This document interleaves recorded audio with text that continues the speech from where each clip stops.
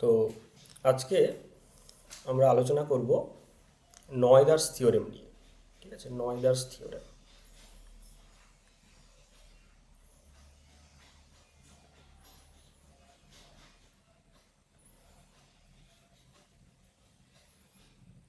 নয়দার্স theorem. তো প্রথমে আমরা এর স্টেটমেন্টে জানবো যে হোয়াট ইজ নয়দার্স থিওরেম। না, নয়দার্স থিওরেম যেটা বলছে, it states that every cemetery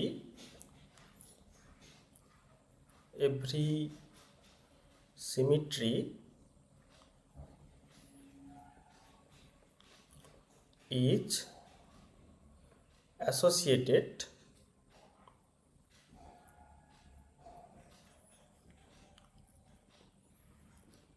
with a conservation laws.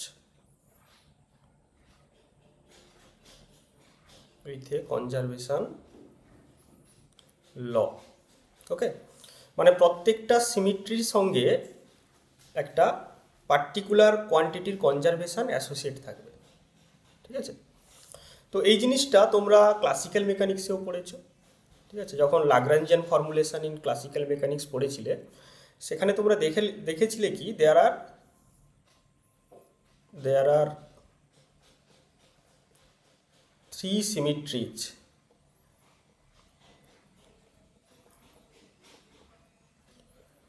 Okay, there are three basic symmetries of Lagrangian.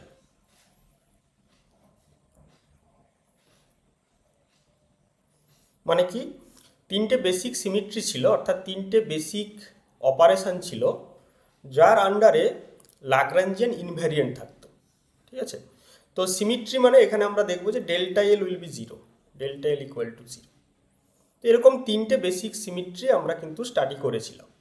ওকে, তোমরা যদি মনে করে দেখো, একটা ছিল কি হোমোজিনিটি অফ স্পেস,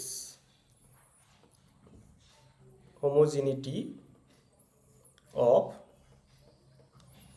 স্পেস, অর্থাৎ স্পেস ট্রান্সলেশনাল সিমিট্রি, বা এমনি আমরা বলতে পারি ট্রান্সলেশনাল সিমিট্রি। ঠিক আছে, Lagrangian will be invariant under arbitrary translation. তো এই হোমোজিনিটি অফ স্পেস এর সঙ্গে অ্যাসোসিয়েটেড যে কনজার্ভড কোয়ান্টিটি ছিল, সেটা ছিল কি লিনিয়ার মোমেন্টাম, তাই না? Linear momentum. So conservation of linear momentum এখানে আমরা দেখতে পাবো। সেকেন্ড যে বেসিক সিমিট্রি আমরা পড়েছিলাম, সেটা ছিল কি isotropy of space, isotropy of space. সেটা কি না, এটা যেটা বলছে সেটা হচ্ছে যে Lagrangian will be invariant under arbitrary rotation, অর্থাৎ এটা হচ্ছে রোটেশনাল সিমিট্রি।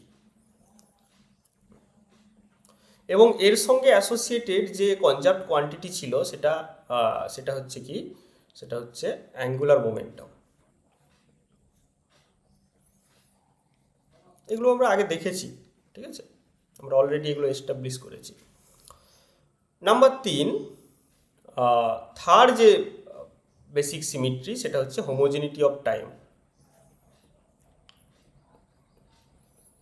হোমোজিনিটি অফ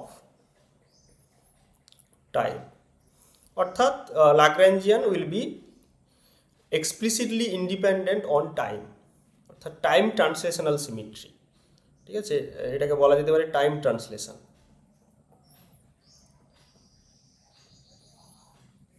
ওকে, এবং এর সঙ্গে অ্যাসোসিয়েটেড যে কোয়ান্টিটি যেটা কনজার্ভড হয়েছিল, সেটা ছিল কি এনার্জি।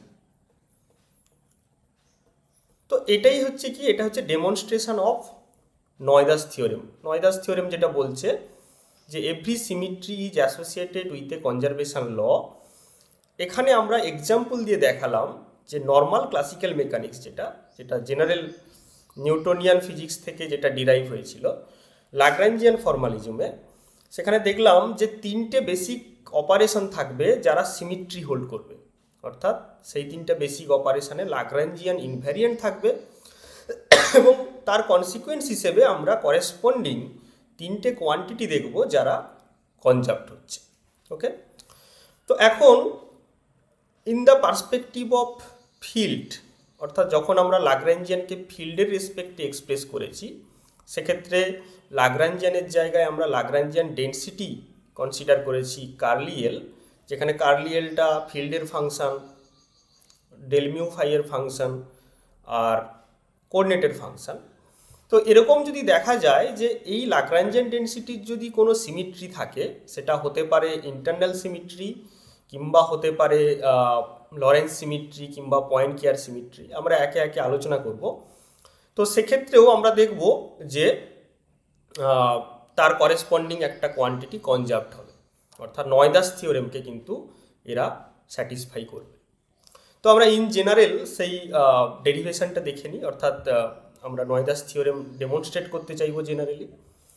তো তার জন্য আগের ক্লাসে আমরা যখন অয়েলার লাগরেঞ্জিয়ান ইকুয়েশান ডিরাইভ করেছিলাম, সেখানে একটু ফিরে যেতে হবে, ঠিক আছে?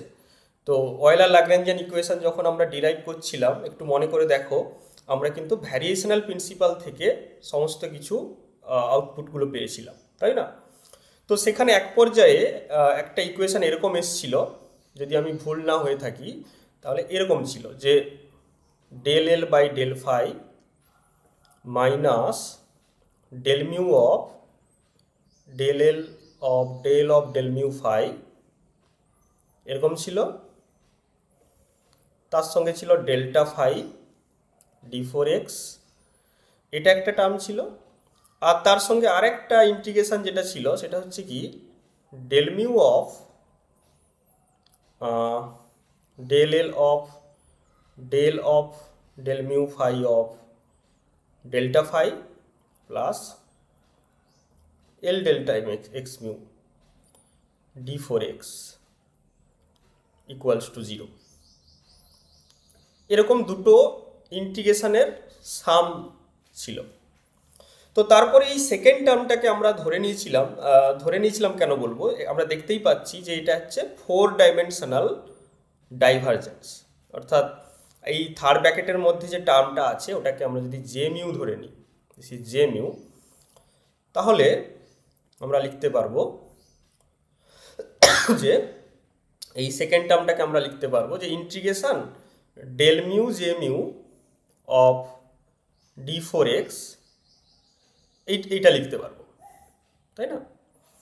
তো এখন এই যে সেকেন্ড টার্ম যেটা 4 ডাইমেনশনাল ডাইভারজেন্স, তো analogous to Gauss's divergence theorem, এটাকে আমরা সারফেস ইন্টিগ্রেশনে নিয়ে আসতে পারি, অর্থাৎ এরকম নিয়ে আসতে পারি যে J mu N mu d3x। তো এটা যেহেতু 4 ডাইমেনশনাল ভলিউম, এটা 3 ডাইমেনশনাল সারফেস, তো এদেরকে হাইপার ভলিউম এবং হাইপার সারফেস বলা হয়।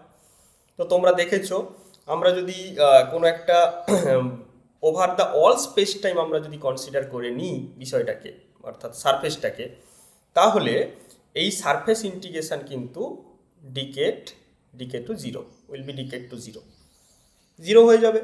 তো সেক্ষেত্রে আমরা সেকেন্ড টার্মটাকে 0 করে দিয়েছিলাম, এবং সেখান থেকে আমরা অয়েলার লাগরেঞ্জিয়ান ইকুয়েশান, অর্থাৎ এইটা, অর্থাৎ del L by del phi minus del mu of del mu phi equal to 0, এইটা ডিরাইভ করেছিলাম। এবং এটা জানো তোমরা, এটাকে বলা হয় Euler Lagrangian equation, very familiar equation, তাই না? এবার বিষয় হচ্ছে, যে সমস্ত সিস্টেম এই অয়েলার লাগরেঞ্জিয়ান ইকুয়েশানকে স্যাটিসফাই করবে তাদেরকে বলা হবে অনসেল সিস্টেম। অনসেল সিস্টেম বলা হবে। তো যারা করবে না তাদেরকে অবশ্যই আমরা অফসেল সিস্টেম বলবো, ঠিক আছে?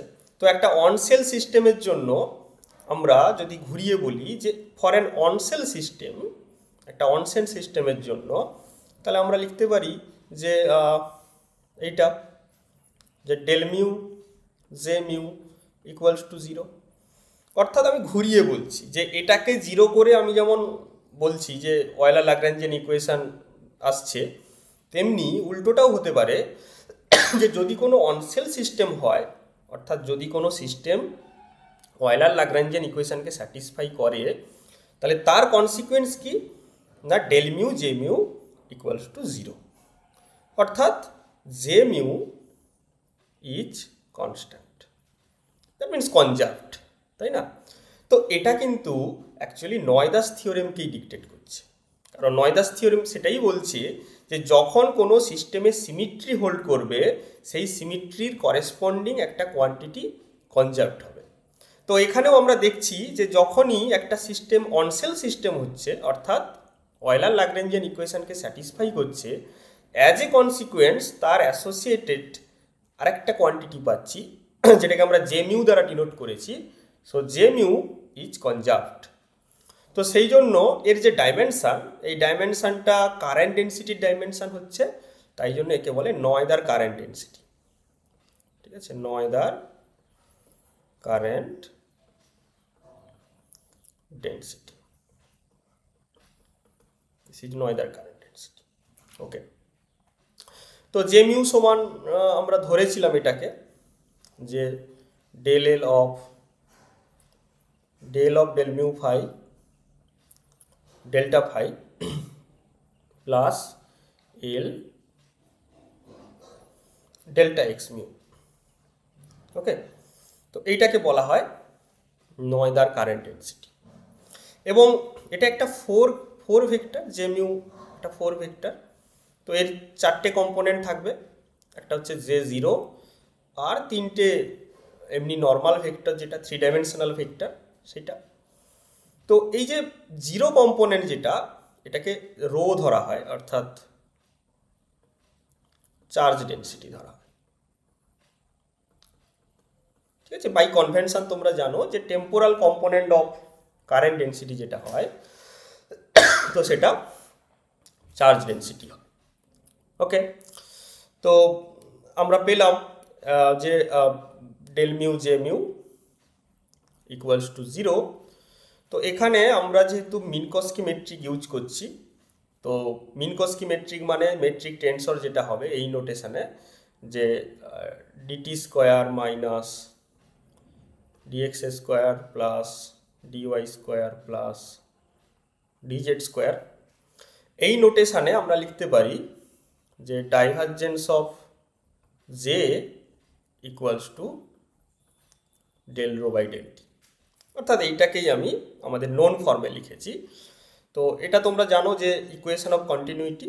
ওকে, তো এখন আমি যদি বোথ সাইড ভলিউম ইন্টিগ্রেশন করি, অর্থাৎ del rho by del t d cube x both side over a closed volume, তাহলে এখানেও আসবে যে divergence of J d cube x over a closed volume, আর এটাকে আমরা লিখতে পারি J dot n cap d ds over a closed surface. আমি কুইকলি এগুলো লিখলাম, তোমরা জানো। তো এখানেও আমরা দেখব যে সোর্স টার্ম কুইকলি ডিকে করবে, এবং অন দ্য সারফেস আমরা এটা দেখব যে এটা জিরোতে কনভার্জ করছে। ঠিক আছে, তো তাহলে এখান থেকে আমরা বলতে পারি যে integration rho d cube x, যেটাকে আমরা নাম দিলাম কিউ বলে, সেটা কনস্ট্যান্ট হচ্ছে। তো এই কিউকে বলা হবে নয়দার চার্জ, নয়দার চার্জ বলা। ঠিক আছে, তাহলে আমরা নয়দাস থিওরেম দেখলাম, সেখান থেকে নয়দার কারেন্ট ডেন্সিটি, নয়দার চার্জ, এগুলো ডিফাইন করলাম। ওকে, তো এবার আমরা এই জে মিউর এক্সপ্রেশনটাতে একটু চলে আসবো। আমি আরেকবার লিখছি, অনেকবার লিখলাম তাও লিখছি এখানে, যে del L of del mu phi delta phi plus L of delta x mu. Okay, now এই যে ডেল্টা ফাই মানে এখানে এই যে ডেল্টা ফাই লেখা হয়েছে, এটা হচ্ছে কি only internal change in the field, অর্থাৎ এরকম যে phi of x mu, phi prime of x mu minus phi of x mu. ঠিক আছে, minus phi of x mu, অর্থাৎ এখানে আমরা যেটা এমনি যেটা দেখছি সেটা হচ্ছে অনলি ফাংশনাল চেঞ্জ।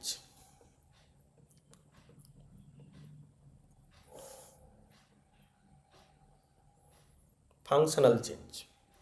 কিন্তু এখানে দু ধরনের চেঞ্জ আমরা লক্ষ্য করতে পারি।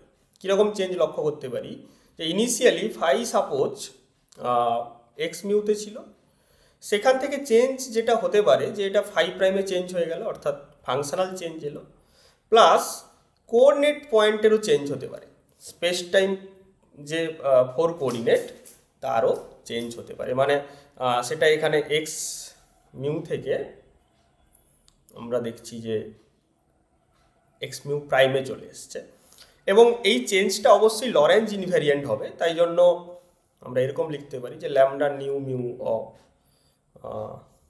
এক্স নিউ, এটা হতে পারে, প্লাস সাম ট্রান্সলেশনও হতে পারে, অর্থাৎ সাপোজ এটা হলো যে এ মিউ। ঠিক আছে, তো আমরা যদি শুধুমাত্র লরেঞ্জ ট্রান্সফরমেশনটা কনসিডার করি তাহলে সেটাকে লরেঞ্জ সিমিট্রি বলবো, যদি এই ট্রান্সফরমেশনের আন্ডারে लाग्रांजियन ইনভ্যারিয়েন্ট থাকে, so that will be Lorentz symmetry. আর প্লাস সাম ট্রান্সলেশন, তো এর একটা নাম আছে, এটাকে বলে পয়েন্টকেয়ার থিওরেম। ঠিক আছে, সো পয়েন্টকেয়ার ট্রান্সফরমেশন।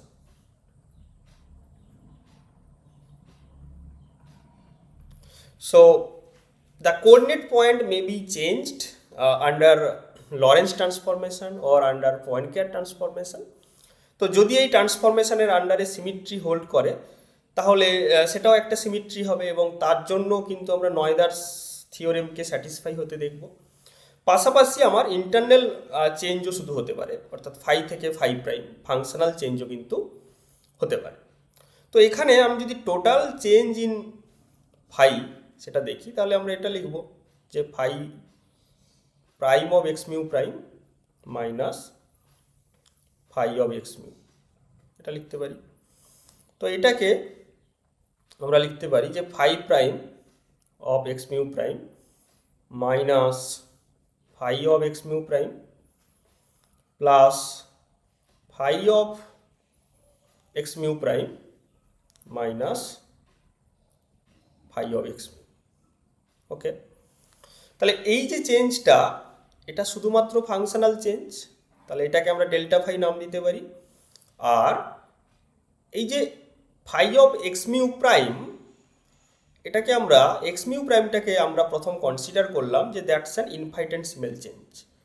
ঠিক আছে, so x mu prime equal to x mu plus delta x mu.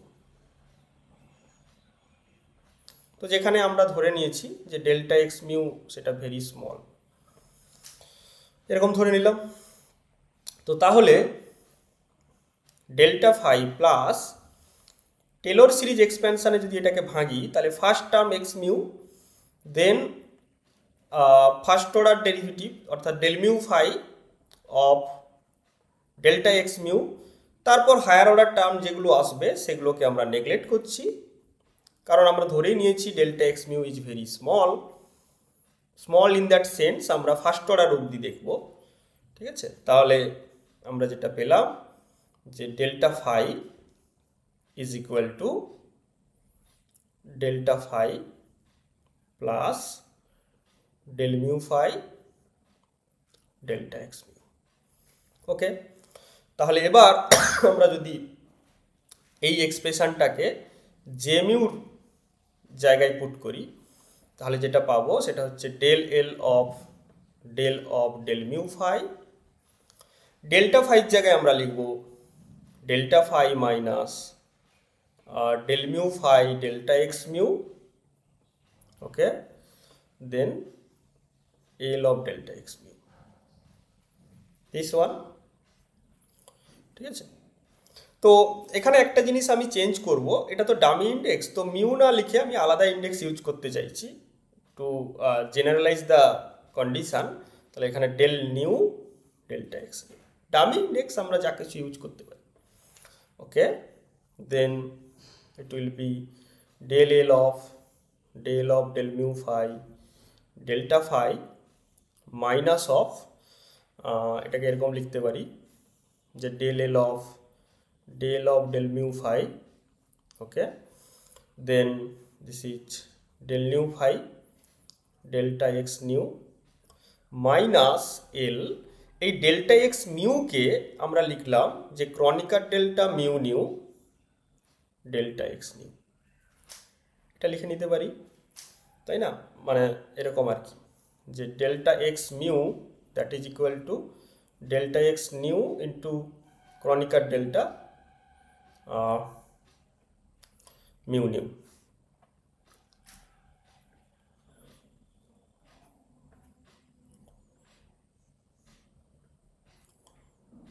Okay, new mu. So এখানে ক্রনিকার ডেল্টা থাকার জন্য আমরা এটা দেখব যে কন্ট্রাক্ট হয়ে ডেল্টা এক্স মিউর সঙ্গে সমান হয়ে যাচ্ছে। তাহলে আলটিমেট যে মিউ হলো কত, del L of del mu phi delta phi minus del of del mu phi into this one is del nu phi, okay,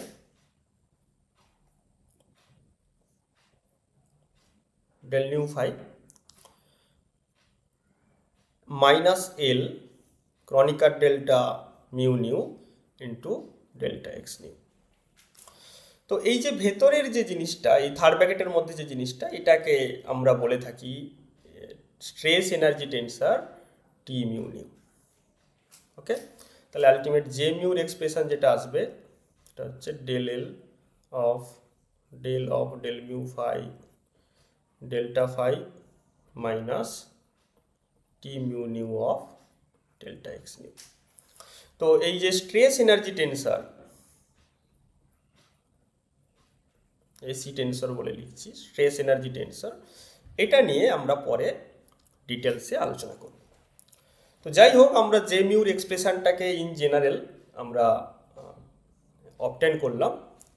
তো এবারে আমরা একটু দেখে নেব যে অ্যাকচুয়ালি সিমিট্রির সঙ্গে এই জে মিউর কানেকশানটা কোথায়। ঠিক আছে, তো আমরা একটা স্পেশাল কেস ধরে নেব। কেস হচ্ছে we are considering only internal cemetery. We are considering only internal symmetry, মানে কোনো রকম কোঅর্ডিনেটেড চেঞ্জ হচ্ছে না, অর্থাৎ x mu prime equal to x mu, so only change is from phi x mu to phi prime x mu. Okay, so আমরা যদি দেখি যে এল কিসের ফাংশন ছিল, এল ছিল হচ্ছে ফাইর ফাংশন, ডেল মিউ ফাইর ফাংশন আর এক্স মিউর ফাংশন। তাহলে যদি ডেল্টা এল দেখি, তাহলে ডেল্টা এল কী হবে, এখানে এক্স মিউর কোনো চেঞ্জ আসছে না, তো বেসিক্যালি এটাকে আমি সাইলেন্ট রাখবো ভ্যারিয়েশনের সময়। তো তাহলে এখানে লিখবো যে del L by del phi of delta phi, okay, plus del L of del mu phi of delta of del mu phi। তো পরের যে এক্স মিউর ওপর যে ডিপেন্ডেন্ট সেটা আমি ধরছি না, কারণ এক্স মিউ ইনভ্যারিয়েন্ট আছে, এক্স মিউ চেঞ্জ হয়নি। ঠিক আছে, আমরা ইন্টারনাল সিমিট্রি দেখছি। তো এখন এই যে del of del mu phi delta phi, এটাকে আমি একটু মডিফাই করে লিখব। কীরকম, যে এই যে টার্মটা, এই টার্মটাকে আমরা লিখতে পারি that is del mu of del mu phi delta phi plus second term del mu phi into del mu of delta phi. তো ওই এক্সপ্রেশনে সেকেন্ড টার্মটা আছে, এই টার্মটা আছে, তাহলে এই টার্মটার জায়গায় এটা মাইনাস এটা লিখতে পারি। ঠিক আছে, তো তাহলে আমরা লিখবো যে delta L equals to del L by del phi minus of del mu of del L of del mu phi of delta phi plus del mu of del L of del mu phi delta phi, এটা, এবং এইটা কিন্তু 0 হবে। কেন? আমরা যেহেতু দেখছি যে this is a symmetric operation, তো সিমেট্রির আন্ডারে যদি দেখা যায় যে এটা সিমেট্রি হোল্ড করছে, তাহলে ল্যাগ্রাঞ্জিয়ান ডেন্সিটিকে ইনভ্যারিয়েন্ট হতে হবে। ওকে, সো এটা কার্লিয়েল হবে, আমি মিসরাইট করেছি। So this one will be 0। এবার অন সেল সিস্টেমের ক্ষেত্রে আমরা দেখব যে অয়েলার ল্যাগ্রাঞ্জিয়ান ইকুয়েশন যদি স্যাটিসফাই করে, তাহলে এই পার্টটা 0 হয়ে যাচ্ছে। তো সেক্ষেত্রে আমরা দেখছি যে del mu of J mu equals to 0, যেখানে জে মিউ কত? জে মিউ হচ্ছে del L of del mu phi delta phi. তো এটাই তখন নয়দার কারেন্ট ডেন্সিটি হয়ে যাচ্ছে। আর কি না, যেহেতু এখানে ডেল্টা ফাইটা অনলি ডেল্টা ফাই, কারণ ডেল্টা এক্স মিউ 0, তো সেক্ষেত্রে জে মিউ কত হচ্ছে? J mu is equal to del L of del mu phi delta phi. So for internal symmetry আমরা সরাসরি সিমেট্রির সঙ্গে রিলেট করে আমরা দেখাতে পারি যে তার কারেন্ট ডেন্সিটির এক্সপ্রেশন হচ্ছে এইটা। তো আজকে এই অবধি। তোমাদের কোনো কোশ্চেন থাকলে সেটা অবশ্যই শেয়ার করবে। আর পরবর্তী ক্লাসে আমরা স্পেসিফিক সিস্টেম নিয়ে আলোচনা করব, স্পেসিফিক সিস্টেমের ইকুয়েশন অফ ডাইনামিক্স। পাশাপাশি আমরা এই জায়গাটাতেও ফোকাস করব যে যদি কোনো সিস্টেমের ইন্টারনাল সিমেট্রি আমরা পাই এক্সাম্পলগুলোতে, তাহলে তাদের জন্য আমরা এই নয়দার কারেন্ট ডেন্সিটির এক্সপ্রেশন এক্সপ্লিসিটলি বের করব, পাশাপাশি নয়দার চার্জ বের করব। তো পরের ক্লাসগুলো কিন্তু খুব ইন্টারেস্টিং হতে চলেছে। তো পরের ক্লাসে দেখা হচ্ছে।